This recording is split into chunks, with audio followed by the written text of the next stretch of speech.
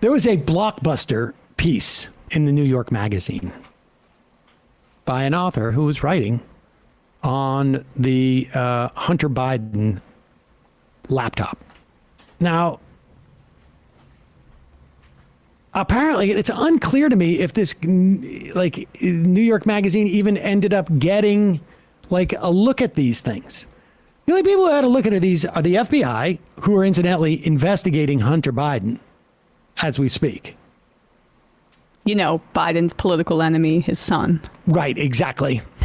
And the right-wingers who somehow got a hold of this laptop. It is a 5-minute interview on this story that is on CNN that was billed as like sort of being a blockbuster on this. And all it is, as far as I can tell, is a TikTok about it, because they have yet, anybody has yet, and the right wing has it. They have yet to sort of like show how this implicates Joe Biden at all. And if they have access to this stuff, which apparently they do, apparently they have copies of it, why don't they just release it? Well, there have been leaks, and all it does is implicate Joe Biden as a supportive and warm father to his son who goes through troubles. Who appears to be a bit of an F-up. Well, yeah, I mean, an addict. Yeah. I think he's an addict too, and then there's other things that I think he may have issues with. Yeah. But be that as it may, we're going to play this interview so you can see exactly what's involved in this story. Let's just play it. Start at regular speed. Tonight, Hunter Biden's laptop, a 6-month investigation by New York Magazine revealing the enormity of information on that laptop, of who got their hands on it and how. For now, Andrew Rice. He's a contributing editor at New York Magazine, one of the journalists behind the story.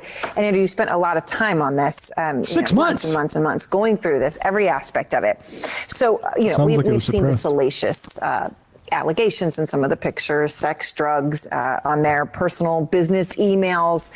But you've gone through it all and you learned that there was a lot more on that laptop. Well, yeah, I mean, I think what most surprised me about it is that like you said, I mean, I was aware, prepared to see when I sat down with some of the people who were disseminating the laptop material of a sexual nature, material that documented Hunter Biden's fully disclosed previously, addiction to drugs, right. Things that would go to some of his business relationships. What I wasn't really prepared for was the kind of totality of the exposure, and also the real raw personal nature of it. I mean, Wait. He wasn't prepared for the totality of it and the raw nature of, like, we've seen like some of these nasty pictures, and he wasn't prepared for that. Get to the part where Joe Biden is implicated. You've spent 6 months on this. Why are you teasing us? Speed this up so we can get to it. Speed it up. At one point, in order to demonstrate the authenticity of the drive, one of the people who has been distributing this showed me a photo of Beau Biden on his deathbed about 3 days before he died. You can see in his photo, you can see the real expression. You can see, he's nearing death, and it's not pretty. And it was a really awkward and difficult thing to look at. And I think what part of what my story is about is about not only the laptop itself, but the motivations of the people who are distributing it, and what it says about our current present-day political culture, that this thing has become an object that's invested with such value. It was such value, and it had become so politicized because of the people who were obsessed with Giuliani, others who were trying to kind of take a look at it. The people didn't believe it. All of that you delved into. And yet, when you talk about something that expresses the totality of his life in such a way, and his brother on his deathbed, I was thinking about what Hunter Biden told CBS. Get to the corruption. Get to the part that's relevant. Was that your laptop? For real, I don't know. I really don't know what the answer is. You don't know yes or no if the laptop I don't have any idea. I have no idea. So it could have been yours. Of course, certainly. There could be a laptop out there that was stolen from me. There could be that I was hacked. It could be that it was Russian intelligence. It could be that it was stolen from me. And you didn't drop off a laptop to be repaired in Delaware? Not that I remember at all. So we'll see. Okay, 6 months investigating this, dozens of interviews. Was that your laptop for real? I don't know. Do you buy that? I think that, I think that if you accept the fact that... Oh my God, get to the stuff that is actually relevant. Who was going on a sort of a drug speed it up. Time period. It's fully plausible to think that he might have escaped an object and didn't necessarily know what happened to it back. The people close to him have propagated the idea perhaps actually there's a second laptop out there that might actually trace back to. Which really goes back to the general point that Hunter Biden was capable of losing more than one laptop. We're getting to the part that is the juicy part, the part that they were suppressing this so that people wouldn't know and not vote for Joe Biden. Keep going. Right. Tell me more about it. So the thing about Isaac is that he is legally blind and unable to drive. He is not so incapacitated that he is unable to identify people. He actually, of course, was working with people look at computer screens. He has very, very, very poor vision, but his vision is not so impaired that it's possible to think that he could identify Hunter Biden. Also, I mean, Isaac has a signed receipt from April 12th, 2019 that someone whose signature looks an awful lot like Hunter Biden's dropped off the device there. And most importantly, most compelling, I guess, from an evidentiary standpoint, he has a subpoena that the FBI served on him, and they came and took away this laptop. It passed into the hands of the FBI, presumably because it had some kind of relevance, they thought, to the ongoing federal criminal investigation into Hunter Biden's finances, the status of which we don't really know much about at the moment. All right, well, thank you very much. I appreciate it. I hope people read your articles. There's a lot of work remaining for you and your team. And next, Queen Elizabeth. Wait a second! Whoa! Wait a second! How did they go through that entire interview and Joe Biden's name never came up? His son did. His son who died of cancer. Oh, it was really harrowing how he looked on his deathbed. I mean, well, but the point reporting. Is, good reporting. No, the point is the reporter saw this picture, which established that it was, in fact, legitimately Hunter Biden's emails. Okay, so why wouldn't the right show all the corruption associated with Joe Biden? If they're showing the picture, they have all the material. They're showing the picture that confirms that this is actually Hunter Biden's, aside from the fact that it's revealing about Hunter Biden's problems. Why don't they show the corruption? This is exactly the same thing that we got from the right with the Whitey tape. Do people remember that? Oh, yeah. When Michelle Obama was supposedly talking about Whitey and they hold it back, or all the secret information they have.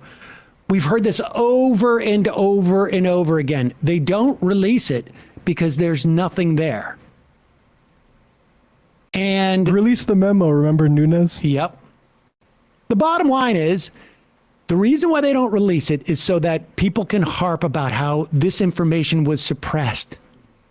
And this influenced the election, except for there's nothing in there that reflects on Joe Biden other than his son, who was in a car crash that killed his mom and his sister,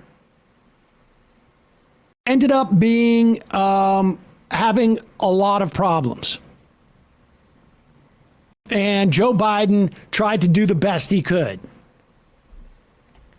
And that this kid, who was also, again, messed up, traded on his father's name. Like, I mean, no Republicans have ever done that. No Republicans have ever done that. That long list that Sean Hannity and ostensibly Glenn Greenwald and Tucker Carlson were talking about how Biden has weaponized the government.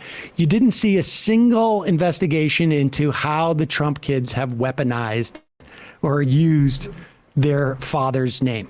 Or that like someone like George W. Bush maybe had used George Herbert Walker Bush's name, or Jeb Bush had used George Herbert Walker Bush's name. Or I'm beginning to think this guy doesn't know anything about Houston baseball. Exactly.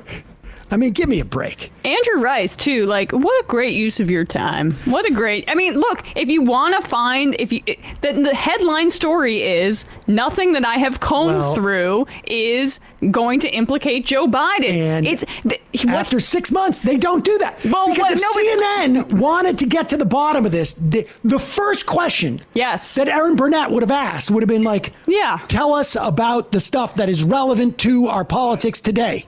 They want people to be titillated. They want people to be interested. They want it to be a tabloid gossip garbage. And that's all this is. Yep. That's all this is. And like, frankly, I understand he's a public figure, but I don't know why I have sympathy for him. I guess I just do. Like the concept that his personal laptop is just being dripped of naked photos of him and photos of him doing drugs or having sex. It's really like unconscionable and gross. And this guy's just trafficking in it, even though this is page 6 Daily Mail garbage. But he's the contributing editor for New York Magazine, so it's like presented in a more highfalutin way. But no, it's garbage. It's nonsense. And if he was like really reporting on this, that would be the headline there. But they want people to be like interested and titillated, as I say. I think that the endeavor of doing that investigation for 6 months worthwhile, but again, you're right. The value is in apparently what is not there, but that's not going to sell you magazine articles, and that's not going to get you the ratings on CNN. And it's not gonna make the boss happy these days. yep. Tushy fan, when are you going to get that hunk Alex Salmon back in your show? That boy is a snack. Well, that's not how we usually book. It's a little offensive, guys, but I do love Alex Salmon's work. I do like the last time he was on. It was for the Panama Papers, and I just liked it because I played Panama by Van Halen. For the, That's fun.